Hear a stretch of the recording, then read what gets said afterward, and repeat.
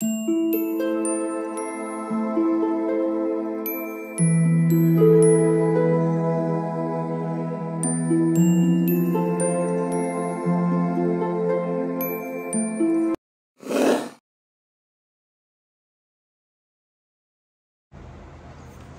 All of you, welcome back to my channel. मैं आज आप लोगों के लिए लेकर आ चुकी हूँ एक कलेक्टिव रीडिंग जिसका टॉपिक रहने वाला है आज सारा दिन आपके पर्सन आपके बारे में क्या सोच रहे थे। आज पूरा दिन उनकी क्या एनर्जी, क्या थॉट्स और क्या इमोशंस रहे हैं, हम ये जानेंगे। रीडिंग जनरल है, कलेक्टिव है। हो सकता है कि आपकी सिचुएशन के साथ एक्यूरेटली रेजोनेट करे, हो सकता है सिर्फ कुछ % रेजोनेट करे। तो ओपन माइंडेड होकर सुनिएगा और ज़बरदस्ती अपने आप को रीडिंग में फिट इन करने की कोशिश मत कीजिएगा। जितना आपके साथ रेजोनेट होता है उतना ही एक्सेप्ट कीजिए and leave the rest. Okay, ये रीडिंग सभी ज़ोडिएक साइंस के लिए है, हर उम्र के व्यक्ति के लिए है, टाइमलेस है। आप जब भी इस वीडियो को देखेंगे यह तभी आपके साथ रेजोनेट करेगा। ओके, चलिए देखते हैं कि आज सारा दिन में कैसा फील कर रहे थे। आपके लिए पहला कार्ड अपने आप पॉप आउट हुआ है।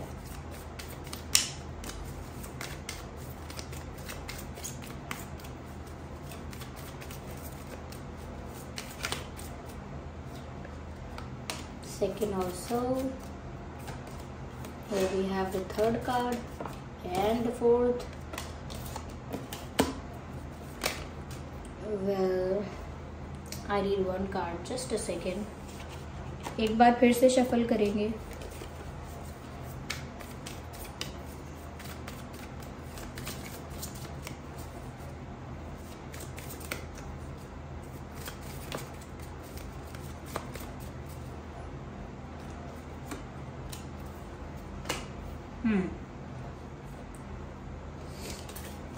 Okay, so we have the past and the outsider, compromise, totality and the source. Viewers, ऐसा लगता है आज सारा दिन आपके पर्सन आपको याद तो कर रहे हैं लेकिन आपसे रिलेटेड चीज़ें ज़्यादा देख रहे हैं। ऐसे इनको आज के दिन आपकी शायद इतनी याद आई है कि इन्होंने आपकी कोई पुरानी फ़ोटोज़ देखी हैं। अगर इनके फ़ोन में, मोबाइल में अगर आपके फ़ोटोज़ हैं पुराने, तो इन्होंने आपकी फ़ोटोज़ देखी हैं। जो फ़ोटोज़ आपने इनको सेंड किए थे, इनके साथ शेयर किए थे, वो फ़ोटोज़, या फिर आपके sorry for moving this camera, या फिर वो फ़ोटोज़ जो इन्होंने आपके साथ क्लिक किए हैं, या फिर ऐसे पिक्चर्स जो सोशल मीडिया पर आपने अपलोड किए हुए हैं।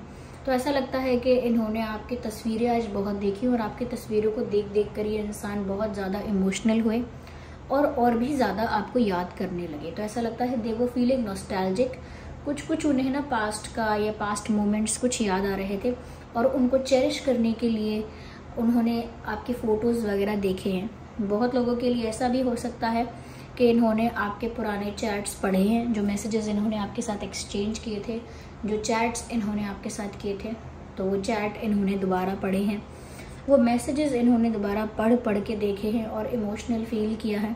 अगर कोई कॉल रिकॉर्डिंग, वॉइस रिकॉर्डिंग्स या ऐसा कुछ रिकॉर्डिंग्स वगैरह हैं, वीडियो क्लिप्स, रिकॉर्डिंग्स वगैरह, तो इन्होंने वो भी बहुत देखा है या सुना है बार बार।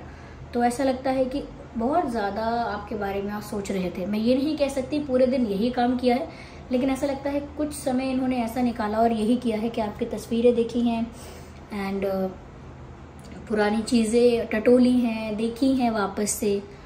यस,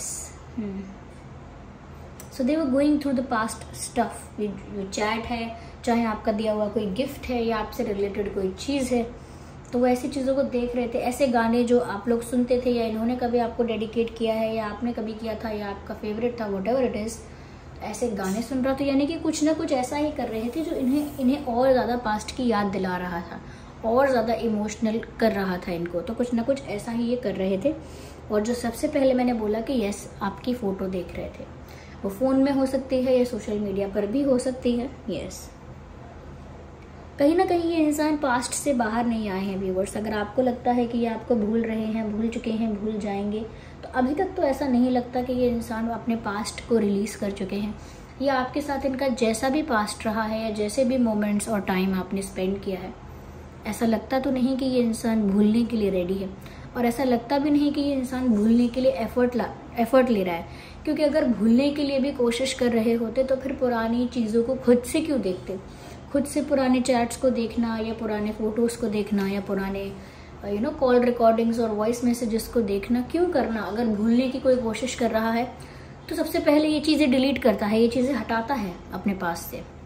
तो ये तो उल्टा उन चीज़ों को देख रहे हैं, तो मुझे नहीं लगता ये आपको भूलने की कोशिश कर रहे हैं। और ऐसा भी लगता है व्यूअर्स कि ये इंसान जो है, ये चाहे समय में कितना भी आगे आ गए हों, लेकिन इनका जो दिल है, इनका जो प्यार है, वो अभी आगे नहीं आया है, वो वहीं है, उसी समय में अटका हुआ है, उसी समय में इनके इमोशंस और इनका दिल अटका हुआ है। लेकिन चाहे इनका समय इन्हें आगे ले आया हो।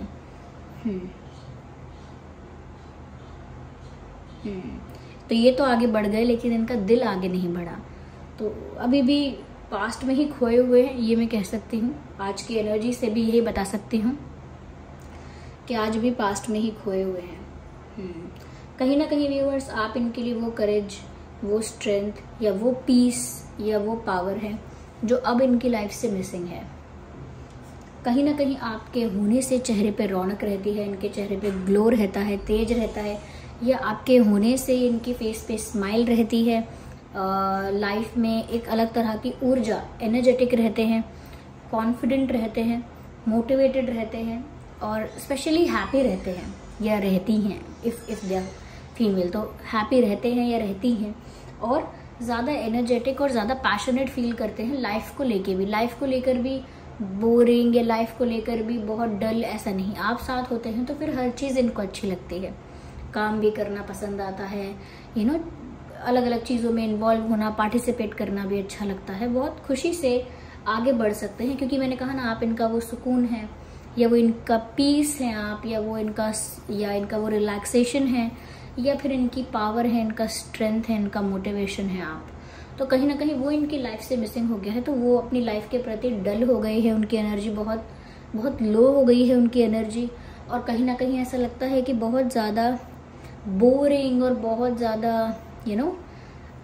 अनहैप्पी स्टाइल ऑफ लिविंग, इस तरह से मैं कह सकती हूँ कि बहुत ही बोर होकर, बहुत ही अपसेट मूड के साथ, फ्रस्ट्रेटेड मूड के साथ अपनी लाइफ को जी रहे हैं। कोई एनर्जी नहीं है अच्छी, कोई पॉजिटिविटी नहीं है लाइफ की तरफ, कोई मोटिवेशन नहीं है, बस चल रहा है। कहते हैं, किसी से पूछते हैं ना कभी कभी कि कैसी चल रही है ज़िंदगी, तो कुछ लोग बोलते हैं बस कट रही है।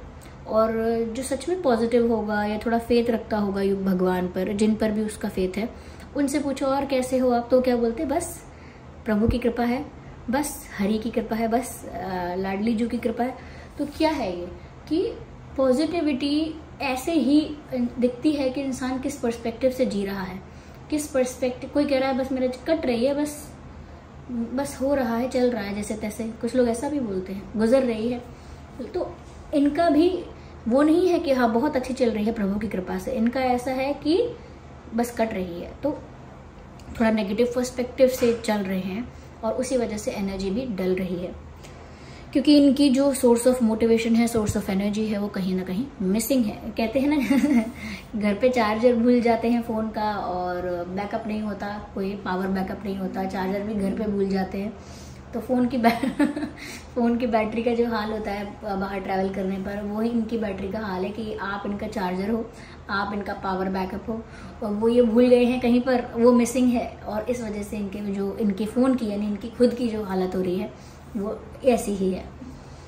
क्या वर्स्ट एग्जाम्पल दिया I don't know viewers. Phone, charger, device, इन्हीं के बीच ज़िंदगी कट जाती है हम सब के इसीलिए एग्जाम्पल्स भी इन्हीं के देते हैं, ठीक है। यहाँ पर व्यूअर्स ऐसा भी लग रहा है क्योंकि अब इतना याद कर रहे हैं, तो क्यों आपको अप्रोच नहीं कर सकते, क्यों आपको कॉल नहीं कर सकते, क्यों मिल नहीं सकते? बिकॉज सी दिस, ये है मैसेज कॉम्प्रोमाइज का।